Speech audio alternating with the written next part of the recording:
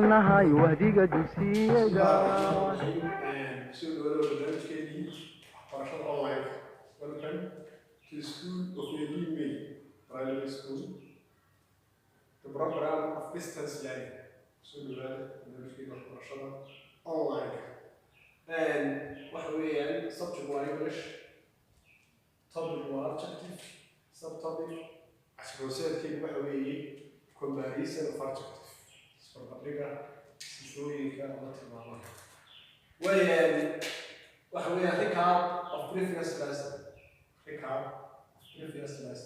Casharkeedii hore haddaynu ku yar noqono, we have described waxa aynu soo sharaxnay the word adjective. Kelmadda adjective. We described waxaynu soo sharaxnay. We have described waxaynu soo sharaxnay the word kelmadda adjective sifo ama tilmaamo. We have mentioned waxaynu soo sheegnay that the adjective is sifaha ama tilmaamtu is a word ay tahay kelmad eray. Word waa eray which adds ama waa kelmad ama waa word waa eray which adds taasoo ku danta something to the meaning of noun or pronoun. waxaynu soo dhiganay definitionka kelmadda adjective ee xitaankeeda. Or we have described waxaynu soo sharaxnay the word kelmadda adjective sifo ama tilmaamo.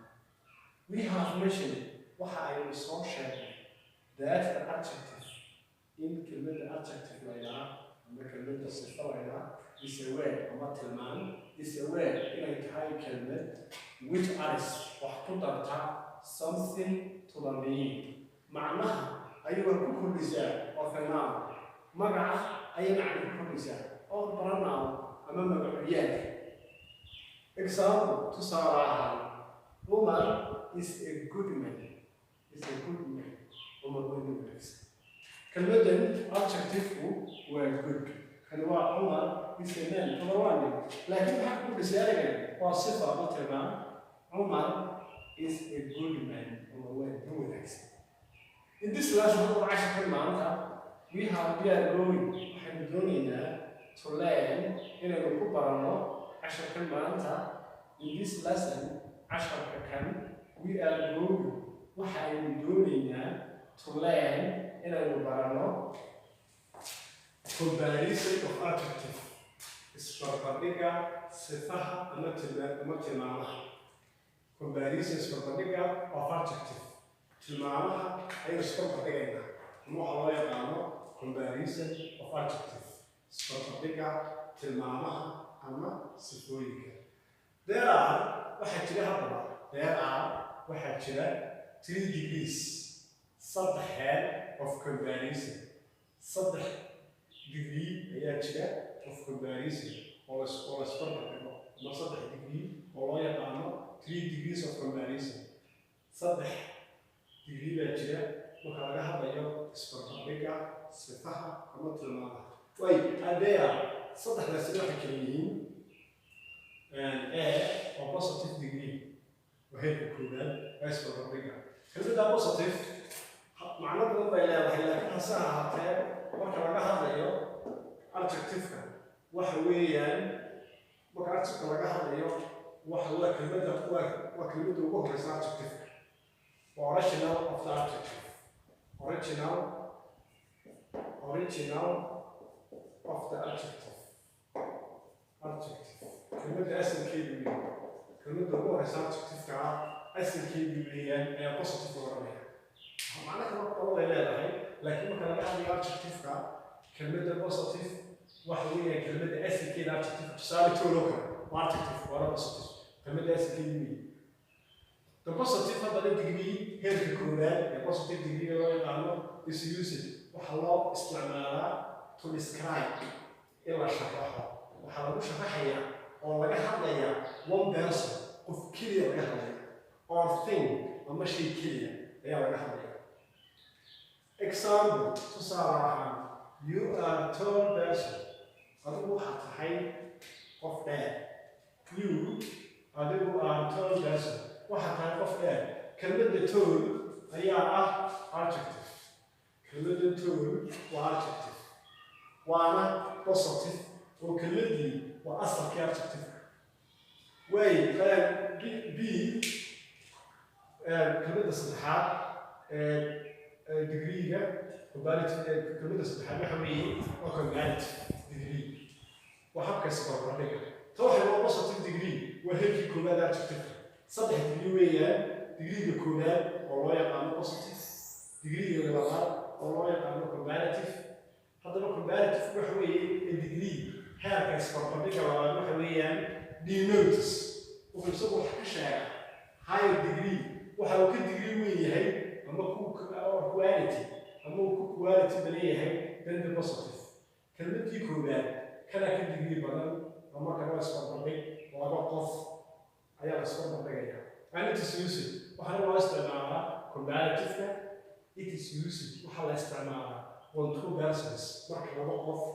or things أما ما شيء compare marka la soo bandhigayo erayga positive-ka qof baa laga hadlayaa comparative-ka waxaa laga hadlayaa laba qof oo waxa uu denotes high degree waxa uu ka degree weyn yahay ama ka quality badan yahay positive-ka waayo positive-ku wuxuu ka hadlayaa qof kula comparative-kana it is used erayga comparative waxaa la isticmaalayaa one two persons marka laba qof or things ama laba shay are compared let's talk about it well example تصارع عبد استولد العمر عبدي وحو كديريها عمر عبد بابا عبدي استولد عبد وحو كديريها دم عمر وايو markii hore u dheeraa laakiin waxa ka dheer oo ka digri badan oo quality badan marka la raaco ma ka dheer xagga way c ama qaybta saddexaad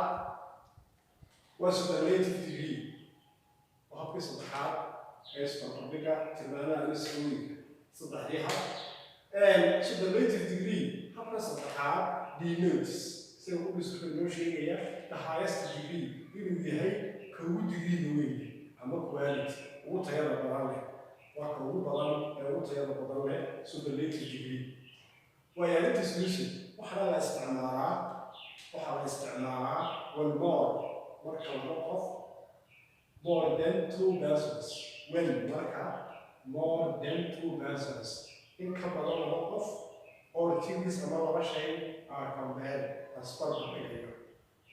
I touched the latest wahala isda marka laba waxa isticmaala it is using waxa isticmaala one more than two persons marka in ka badan laba qof or things ama laba shay are compared as part of the video.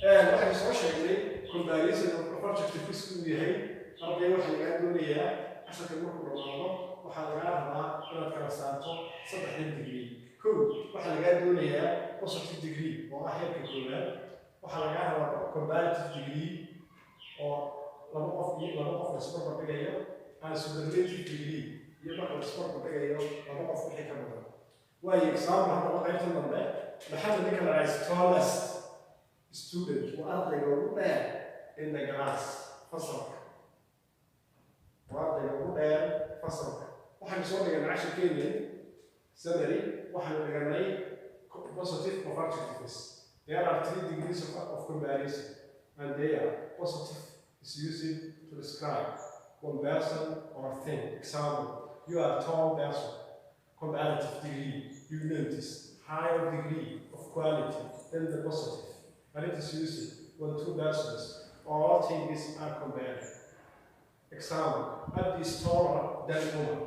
Superlative degree denotes higher degrees of quality, and it is used when more than two persons or things are compared. Example, Muhammad is the tallest student in the class. هذه أنا كان لي 10 كوبية. واحد إن شاء الله الله يستعين وسوي من دونه. أرضي وصوافي سفي عنه وصوات شيء عشرة إن شاء الله تعالى أشكرك والسلام عليكم.